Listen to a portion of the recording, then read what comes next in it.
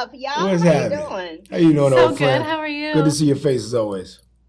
It's good to see you too, Omari. How you doing? Oh, I'm so excited. You guys, I was digging Star Trek 31. It Oh, was my man. Ah, jam. That's I oh was man. loving it. That's I thank good to hear. did. you.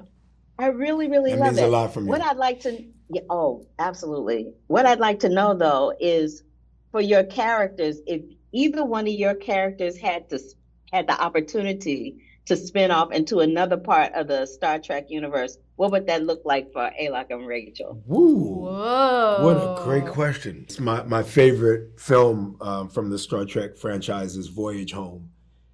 And I would how it looks to me is when they went to Earth and more specifically the Bay Area. Shout Mm-hmm. outs to Yay Yay when they went to San Francisco and the whales were singing.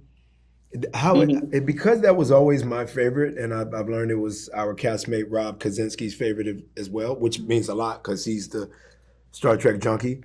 Um, I, I I believe that I would be recruited off the streets of San Francisco.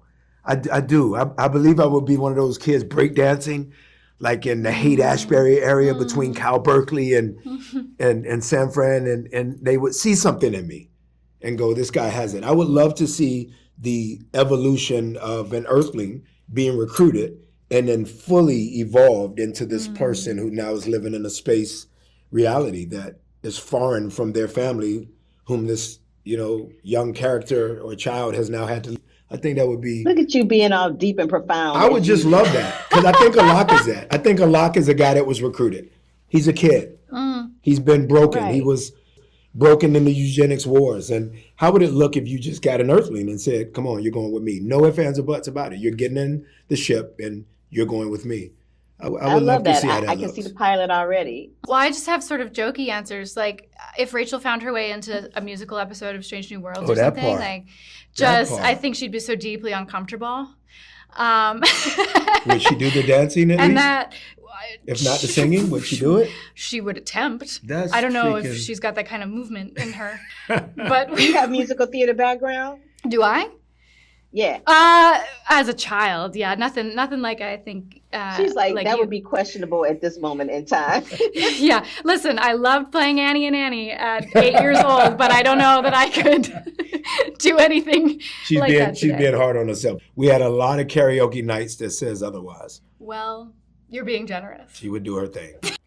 I would like to see patriotism in a galaxy explored. Like, what does it look like to be Anakin. a Anakin? And to have that Ah. balance between a tiny, tiny minority but live family life in something that is so vast as the galaxy. It's funny because the backstory for Zeph was that the suit is his wheelchair, because he's paraplegic and he can't move. And I always thought how great it would be to explore ableism in a world where the kind of birth injuries and defects and things can be healed, and that nobody has to struggle with ableism anymore. And then you've got a man who's done it to himself, who still has to struggle with ableism within the Federation universe. And I always thought it would be interesting to explore who is Zeph without the suit. To talk about like how important like wheelchairs are for people and how like a sense of mobility is a sense of independence. And I would love to see that kind of explored in the Star Trek universe. I think that would be cool. But mainly I just want to stay in the Star Trek universe. So let's just keep doing it. Do you recall a time in your career where you were like, I really want to be in the Star Trek universe, and what it felt like for you when you finally got there? I think I dreamed way too small. So I don't think I didn't think I would get there. For me, it was like, if I could be a Power Ranger in my back garden, I would be Not a stoked. Power Ranger. Yeah, I love that. I would be that. So like, I think finally like landing something like this was, I'm not gonna lie, I was petrified and overwhelmed because it is so vast and so big and so iconic, and there is so much love and there is just so much that I felt like I was just playing catch up. And I think once I landed in Toronto and we started filming, it was very quickly made clear to me what Star Trek was. And that is, you belong to a family now. And I got one of the greatest hellos and welcomes from Jonathan Frakes himself, just to say, welcome to the family, kid. And that for me was exactly that. And Michelle brings that same energy of like, hey, You're now part of a family. This is not a job, and you feel it. I love that. Rob, what about you? Because I know you're a diehard Trekkie, and so am I, baby. That's So what I'm am talking I. about. I did dream about this.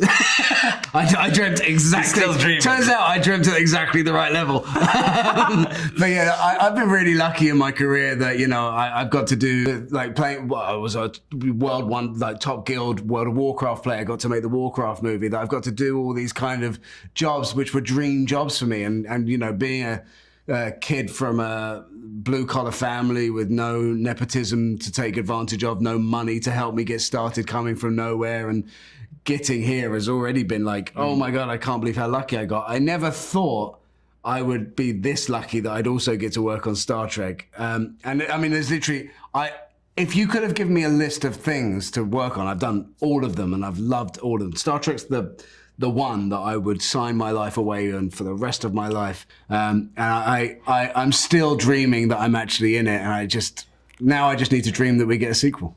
There you go. My younger self wouldn't believe it. Would not believe it.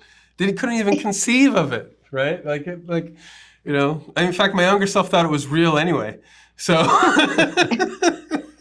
he didn't realize that there was a director and writers and craftsmen and artisans, and you know, he didn't realize any of that. So, yeah. Oh no, I could never have imagined it. I mean, I always knew that I was going to do some version of this for a living if I was lucky enough to do it, but to be able to do it in the world of Trek, I couldn't have imagined it.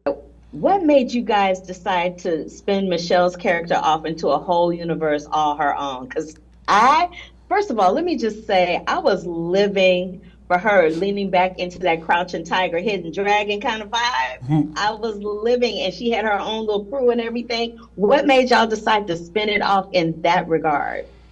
Michelle. I mean, Michelle. Yeah. Michelle was the one she was Michelle was the first one to suggest it, and it was actually when we were still shooting the first season of Discovery, and the show hadn't come out yet. And she said, I would love to spin this character off. And I said, nothing would make us happier than that. Let's see how the show does. And then the show did well.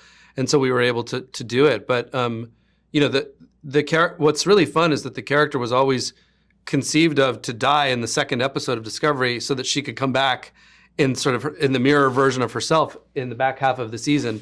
And that character is so fun for her to play and so fun to write because she does all the wrong things for all the right reasons, and you want to believe that there's somebody out there who's going to do that for a greater good, you know? And she's just fun. She's just a really fun character. She was fun, and it was fun to watch how it all played out. I'm trying to keep the conversation contained, so I'm Sure. not spoiling it for nobody because I want folks to watch it, but I'm running out of time, and in that little bit of time that I have, I just want to thank y'all. I want to thank y'all for keeping the universe going. I want to thank you for bringing us Michelle Yeoh back as this character because it was everything. There's going to be some little girls that watch that, and they're going to see that the possibilities of being a heroine, a action figure, a lead on screen that is someone who most of the time is considered othered, that all of that is now a huge possibility. And I just want to thank you both for making that a reality. Thank you. Thank you for that. If I could give you a hug, I'd give you a hug right now. I give you Virtual a hug. Virtual hug. Virtual hug. Thank you so much. And Thank if you you. need a curvy girl, I'm right here. Okay. We can see always you. bring a curvy girl. I'm just saying. We see you. Thank you. Thank you.